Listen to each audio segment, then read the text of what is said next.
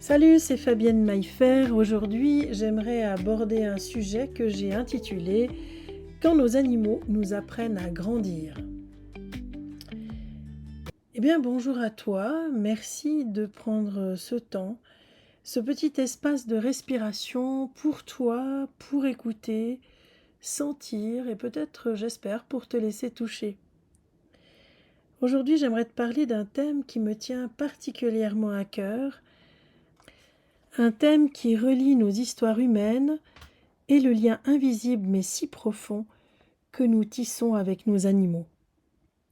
Tu le sais peut-être déjà, mais pour moi, la communication animale intuitive n'est pas simplement un outil pour savoir ce que pense son chat ou bien comprendre pourquoi son chien a changé de comportement. En fait, c'est un véritable chemin de transformation personnelle, un miroir, un révélateur, un espace sacré dans lequel nos animaux nous accompagnent, parfois sans un mot, à travers leur regard, leur silence, leur façon d'être ou leur départ.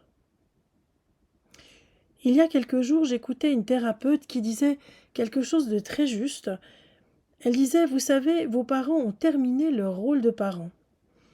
C'est une phrase qui peut piquer, hein. Elle poursuivait « Il est temps d'arrêter de continuer à attendre, à espérer que votre mère soit plus douce, que votre père vous dise enfin qu'il vous aime. Leur fonction s'est arrêtée quand vous êtes devenu adulte, responsable, autonome. » Et bien ça m'a fait tilt. Parce que dans mon expérience, je vois beaucoup de personnes qui vivent exactement le même schéma, mais avec leurs animaux. Un schéma d'attente, une forme de dépendance affective douce, silencieuse mais très très présente. On attend de notre animal qu'il nous comprenne sans qu'on lui parle, qu'il nous console dans nos moments de fragilité, qu'il soit toujours là, toujours juste, toujours aimant. Et il l'est, souvent. Mais ce rôle-là est-il vraiment le sien? Ou est-ce une attente glissée là comme une suite logique à nos blessures anciennes? Quand on reste dans cette posture d'attente, qu'elle soit tournée vers un parent, un compagnon humain ou animal, en fait on reste enfant. Et tant qu'on reste enfant, on continue à être frustré. On est dépendant de ce que l'autre va dire, faire, ne pas faire. On ne choisit pas vraiment, en fait on subit. Et la relation peu à peu se charge d'émotions, de besoins, parfois de reproches. Mais si l'on osait changer de place? Si aujourd'hui tu décidais de regarder ton père ou ta mère comme un adulte parmi les adultes, non plus comme celui ou celle qui te doit quelque chose, mais comme un être humain avec ses limites, ses failles, son histoire, et si de la même manière tu choisissais de regarder ton animal, non plus comme un refuge émotionnel, mais comme un compagnon d'âme, libre, souverain, qui marche un moment à tes côtés, mais qui ne porte plus le poids de tes manques. Changer de posture, c'est pas couper des liens, c'est juste l'honorer. C'est-à-dire pouvoir dire à l'autre « Je te vois, je n'ai plus besoin que tu sois autre chose que ce que tu es. Je prends soin de toi maintenant, et ce que je vis avec toi, je le choisis en conscience. » C'est puissant, non? Je t'invite à te poser une question très simple, mais qui peut ouvrir grand ton cœur. Qu'attends-tu encore de ceux que tu aimes?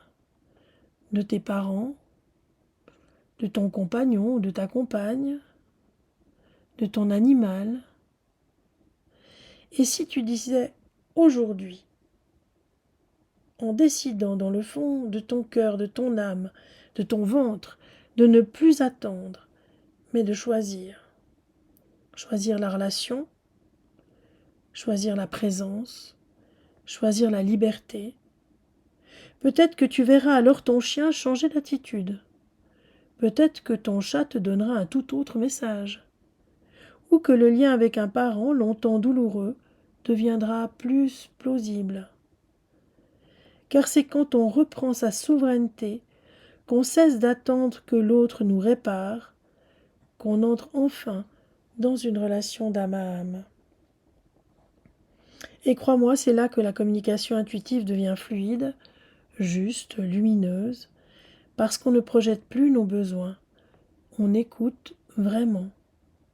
Et ce qu'on entend dépasse tout ce qu'on aurait pu espérer.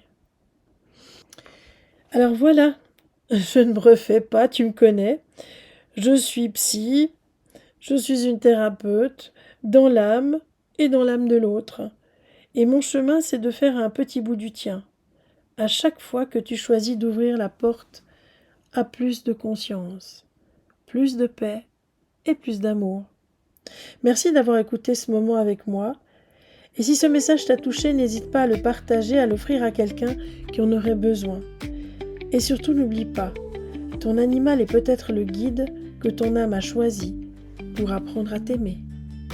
Salut!